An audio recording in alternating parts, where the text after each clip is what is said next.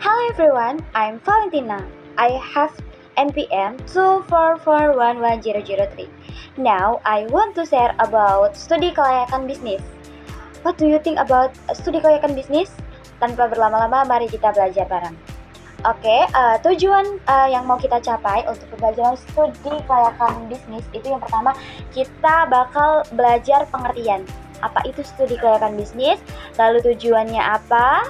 Setelah itu aspeknya apa saja, tahapannya bagaimana, kriterianya seperti apa, contoh penerapan dalam kehidupan sehari-hari seperti apa, lalu manfaatnya bagaimana, dan yang terakhir kesimpulan.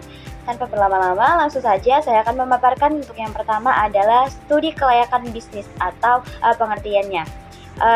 Studi kelayakan bisnis itu prosesnya analisis suatu bisnis untuk sebagai penilaian apakah bisnis itu atau usaha itu layak atau tidak dilihat dari berbagai macam aspeknya, dari keuangannya, pasarnya, teknis, dan lain sebagainya. Untuk aspeknya nanti saya akan jelaskan. Untuk kenapa kita harus belajar, kenapa kita harus tahu tujuan dari studi kelayakan bisnis itu yang pertama tentunya untuk menghindari kerugian. Karena terorganisir untuk sesuatu yang dikeluarkan sebagai modal dan produksinya. Lalu kita juga tahu tentang peluang usaha. Yang ketiga untuk membantu pengambilan keputusan.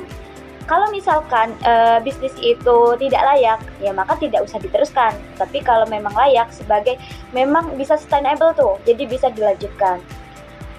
Tujuan daripada studi kelayakan bisnis itu yang pertama untuk menilai potensi keuntungan. Yang kedua untuk mengurangi resiko kegagalan. Karena kan tadi kita sudah tahu bagaimana bisnis itu bisa sustainable atau tidak, makanya diteruskan atau tidak. Nah itu kan pasti untuk meminimalisir yang namanya resiko kegagalan. Lalu untuk menentukan strategi usaha. Bagaimana?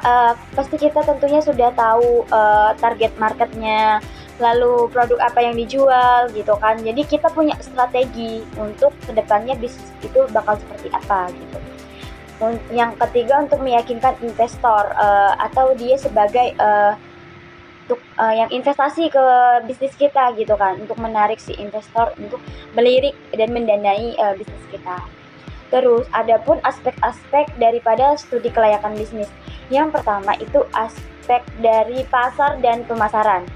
Nah, itu target pasarnya kita harus tahu, lalu kebutuhan konsumennya, analisis pesaingnya. Nah, kita juga harus menerapkan yang namanya strategi pemasaran. Itu ada 4P, product, price, place, and promotion.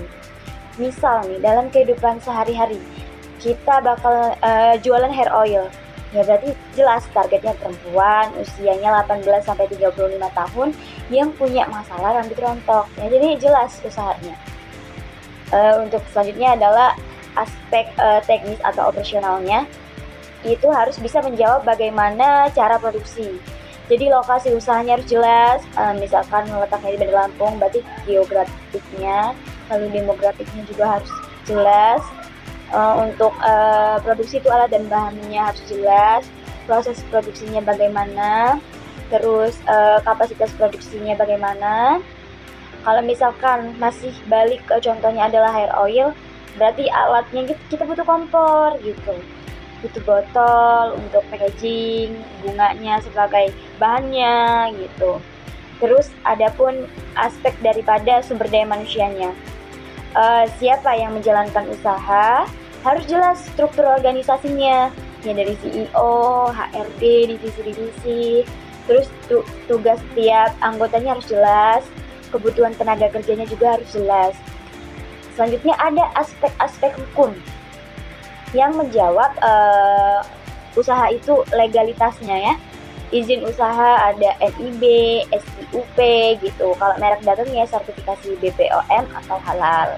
Adapun aspek keuangannya itu harus bisa menjawab apakah usaha itu menguntungkan. Ya kalau tidak menguntungkan, tidak perlu dilanjutkan gitu. Berarti bisnis tidak layak. Jelas dong harus modal awalnya, biaya operasionalnya, pendapatan, laba ruginya. Terus adapun yang perlu diperhatikan itu ada BEP-nya, dimana itu impasnya dia tidak untung, tidak rugi gitu. Jadi standar tengah-tengahnya, rata-ratanya ada ROI, untuk investment ya, keuntungan dari investasi. Karena sebuah usaha itu investasi orang itu sebisa mungkin dalam kurun waktu yang cepat dikembalikan. Jadi nanti dari keuntungan itu bisa sebagai modalnya si perusahaan, bukan lagi dari seorang investor gitu. Terus ada payback periodnya, waktu balik modalnya kapan. Kalau misalkan di jaraknya ada 5 tahun, di tahun keempat sudah balik, berarti tahun kelima itu sudah sebagai kelebihannya. Terus aspek lingkungan dan sosialnya, apakah berdampak baik bagi masyarakat gitu. Limbah produksinya mungkin, terus manfaat sosialnya gitu. Terus adapun tahapan studi kelayakan bisnis. Ide usahanya jelas, pengumpulan datanya bagaimana, analisis setiap aspeknya bagaimana, terus kesimpulannya dia layak atau tidak. Kalau misalkan dia layak, ya berdasarkan rekomendasi bagaimana gitu. Kalaupun tidak, dia sudah berhenti pada tahapan tidak layak. Terus kriteria kelayakan bisnis itu pasarnya jelas, dia menguntungkan, terus dia bisa dijalankan secara teknis, tidak melanggar hukum tentunya, terus resikonya itu bisa dikendalikan. Mungkin meminimalisir hal-hal kerugian itu bisa di bawah naungan kita sendiri.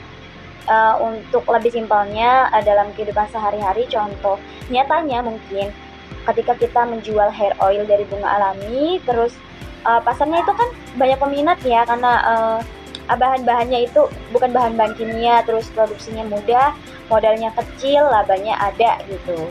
Jadi kesimpulannya hair oil bisa dijalankan, itu contohnya. Terus untuk manfaat studi kelayakan bisnis itu sendiri bisa untuk membantu perencanaan itu matang, mempermudah kita bisa dapat investor, lalu bisa jadi dasar proposal bisnis kita.